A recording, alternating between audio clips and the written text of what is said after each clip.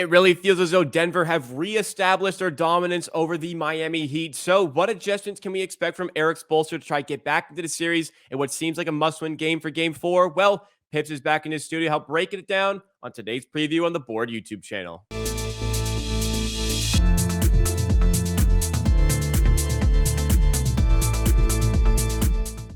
Game 3 is in the books. Denver, of course, now have the 2-1 series lead and reclaim that home court advantage. So, of course, we bring Pips back in to help preview what we're going to see for Game 4 and talk about a little bit in the reaction in the wake of that Game 3 as well. Taking time out of a trip as well to do it. So, let's get right into it. Pips, first reactions to that Game 3. What did Denver do to reclaim their dominance in this series?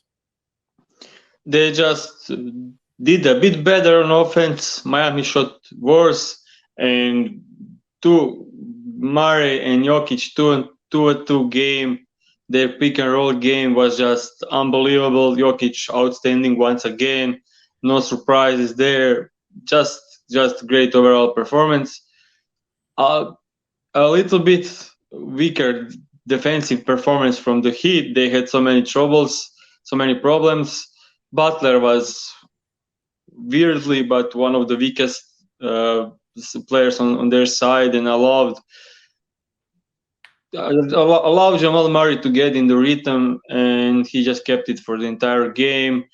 I mean, when you have Denver Nuggets winning the game with making like 6 threes in the entire game, that's just 5 threes in the entire game. Yeah, they won. Yeah, on the road, and Michael Porter Jr. was not playing great. KCP did nothing. So they had only 2 guys that were in there are Murray and Jokic, and those guys will always be there. It's the role players that show up and don't. And this game was no role player besides Brown showed up for the Denver Nuggets, and they still comfortable win. The end result is not representative of how easily they won this game. And yeah, that's the thing. I'm afraid we could see Denver in 5. This was my early prediction before the series started. Miami Heat just looked lost in trying to defend Jokic and Murray, and yeah, there is not much they can do. Yeah, I liked one of the adjustment I saw from Denver in the second half. I'll touch on that in just a second here, but a couple of facts. It's very rare for a player to have a 30-point triple-double in an NBA Finals game. I believe there is about like 10 to 15 who've ever done it. Jokic and Murray did it yesterday, which is insane. Jokic becomes the first ever player in an NBA Finals to have a 30-20 game. He also had 10 assists. But not only a big deal was made, the first ever NBA Finals performance, 30 points, 20 rebounds. This is the first time that has happened, period, since 2004 when Shaq did it.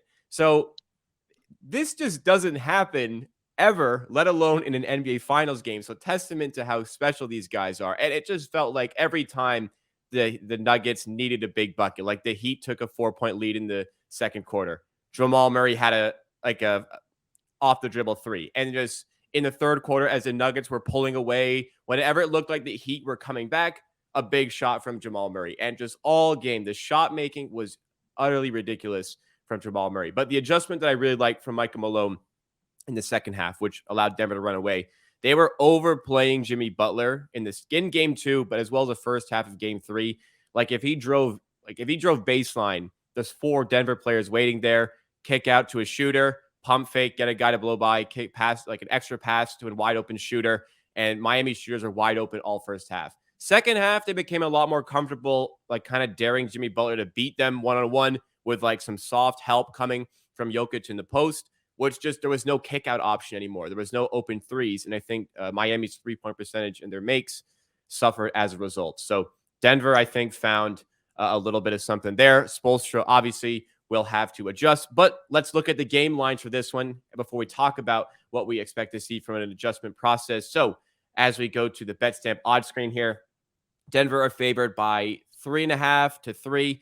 Obviously, Miami are 3.5 to 3 on the spread. Denver minus 152 on the money line, plus 140 for Miami. The over-under has dropped from the 215, 214 that we saw from that game 3 and is now at about 210.5 to 211. But by the way, guys, as always, when it comes to betting on the playoffs, line shopping is your friend. And in order to line shop on all these playoff games to get the best lines, you need to have all of your available sports books open. You need to have an account there so you can take advantage of those good lines. If you are going to sign up to a new sports book, please make sure to use our affiliate code betstamp.app/theboard. Link is in the description. But if you're watching on YouTube, scan the QR code in the bottom left corner of the screen. If you're going to sign up to a new sports book anyways, please make sure you're using our affiliate link. But I spoke about the adjustment process that needs to happen from Miami here. What do you think Erik Spoelstra is going to be cooking up for Game 4? Because it feels like that's a must-win game for Miami.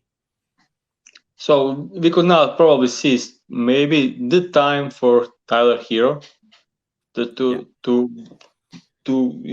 involve him in here. They need to. I don't know what's the right way to defend Jokic. I don't think there is a right way to defend Jokic, but no, you just can't. Yeah, but I think they did quite a good job with limiting everyone else. But this was the Murray. He early got hot because, as I said, there were a couple of weak showing from Butler. He was switching when there were not. Their scheme was not to switch. Then it was a couple of mistakes that gave Murray open shots. He started making shots, and then when Murray gets hot, it's very difficult to stop him, even when you have a good contest later on. Yeah, and that was the case in this game. So yeah, I just think, okay, you won the game on the road, so you gave Tyler Hero some more time to recover, but they need him to play They need him to play a pick and roll with Bam Adebayo. Bam Adebayo had poor offensive game. He shot miserable. In game 1, in game 2, he did still had some questionable shot selection, especially game 2, but he made those shots, very difficult shots. Now, in this game, everything variance took regression there, and he missed a lot of good looks. They need to involve Duncan Robinson again earlier when they struggle to score for a couple of possessions. Just bring him in, try to do something. If he's not having good day, just bench him. I mean, the Miami Heat had so many good players that can get hot at any time, and you just need to try to find the best fourth or third guy in the night. Yeah. And Butler needs to be way more aggressive. I know he's hobbling, I know he's hurt, but he needs to find the groove, and he needs to be more. So sometimes during this game, as you said, they decided to not help a lot on Butler like they did in the first 2 games. And he was driving, expecting the help, so wasn't that aggressive. Yeah. And then still kicked out. Even the help didn't came. So I think more aggressive Butler, and we could see a big Jimmy Butler game in the next game, because if they let him play one-on-one, he'll need to score. They will go back, watch the film, and see that he had so many opportunities more to score. And he actually started very poor, even though they didn't help a lot on him.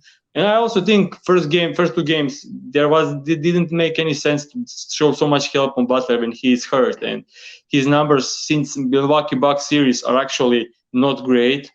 He is averaging 23.6 rebounds, 5 assists, and that looks great. But every possession was running through him, and his true shooting is 52.5%. That's way below average. So yeah, he's not having, since the injury, he is, I would say, average in these playoffs. I think the threat of Jimmy Butler has been so important so far in the playoffs, but like you said, he needs to reestablish that threat, because they felt comfortable not helping on him too much. But he needs to start scaring them. He needs to scare them into doing it to free up shooters a little bit more. And I mean, the guy's got to knock down the shots. Like Strus can't go 1 of 4. Vincent can't go 1 of 6. They need to get a little bit extra in the shooting department. And as you mentioned, they'll have a little bit of help from Tyler Hero. But go ahead. I'll just say, but the reason gave Vincent, Strus, and Duncan Robinson and didn't have a great game like they did in the first 2 games, they're not open. Yeah, they weren't open because they weren't sending the help to Butler.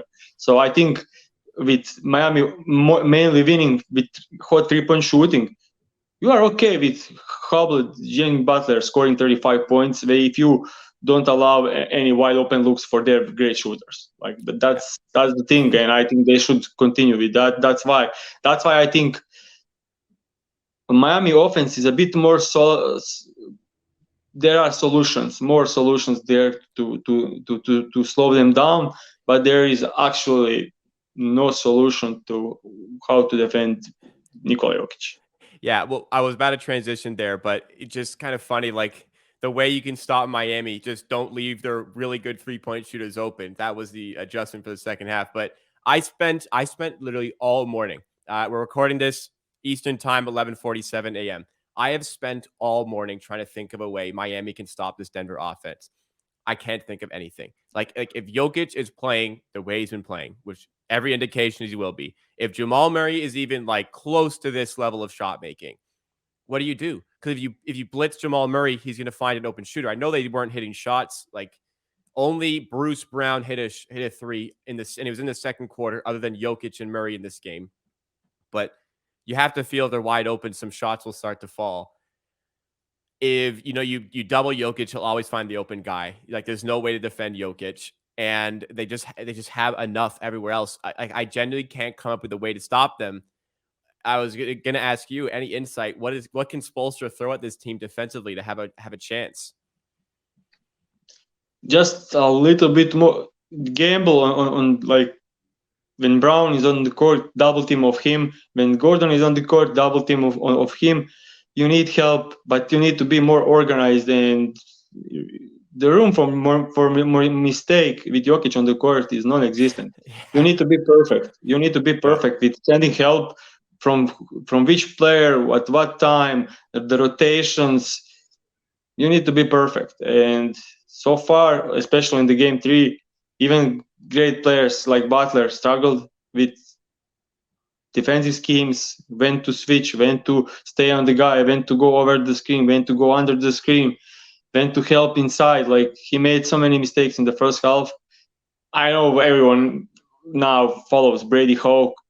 Uh, He's unbelievably reporter for Miami Heat, and he did a breakdown and showing exactly how Butler missed like in the first half maybe 6 to 7 coverages, Wow. and where my Jamal just got good looks and made every shot, and it was easier later into the game.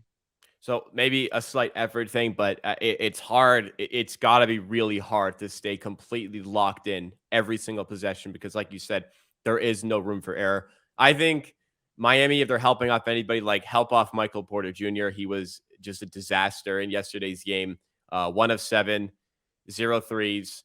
And the game was was really highlighted by the sequence where he lost a jump ball even though he had 7 inches on Gabe Vincent. He lost a jump ball. On the ensuing Miami possession off the jump ball win, a long rebound came to him, which he grabbed. And to get out in transition, he went behind the back and turned it over. Yeah, And that could have, but I mean, they Michael, didn't score. That could have swung the game a little bit. But yeah, yeah. but Michael Porter Jr. is statistically the best wide open shooter of all time. Yeah, of So course. yeah, It just, that's it's just kind that's of like, difficult. when you start to hit, I'm gonna cover you, but I'm like, hey, are you gonna have it today? That's what we'll find out. All right. To end off, any bets in any betting angles that you want to look at today, I'll start and give you a second tier. I think that this -3 on Denver is going to move. A lot have already moved. I think it's going to continue to move. I think this will close at the least -3.5 for Denver. So if you can get -110 or better on a -3 on the spread for Denver, that is worth taking because I think that's going to move to a 3.5. I think that could get to 4 by the time game 4 tips off. But anything you're looking at to take advantage of for this Friday game? Bet my buy over on points or combined over with alternative lines with over on assists and over on points. Jimmy Butler under assists alternative with over points, also a good edge to get. I always say combine it together to get plus 100 and minus 110, but alternative lines both because like he won't have many assist opportunities like he had in the first 2 games, and he will have so many scoring ones. So that's kind of good. Last game I bet Nikola Jokic over points and under assist. It was a winner. So with the alt yeah, lines, with the alt lines. with the old lines. Yeah. That's it. Maybe some alternative lines for Jokic rebounds. He had some adjustments where we need to Nikola to rebound and to push the pace. When he got the rebound, he's one of the best in the league. Out of every bigger guy, to when he gets the rebounds, he can move the transition very well. And yeah, that's it. Probably for me, don't bet Michael Porter Jr. or anything. Unders over, just skip this guy. We don't know what version he'll show up and what kind of defense will Spoelstra play on him. So yeah, that's from the props side. All right, so plenty to consider ahead of this game 4. I'm excited to watch. I'm sure Pips is as well. Please make sure to get all of our previews in this channel and all of our reactions. You subscribe to the Board HQ. You can also follow us in whatever audio form that you're listening to. Drop a like if you enjoyed, or take a minute to rate and review 5 stars. Me and Pips, we'll see you again next time for another video as we get set for more from the NBA Finals.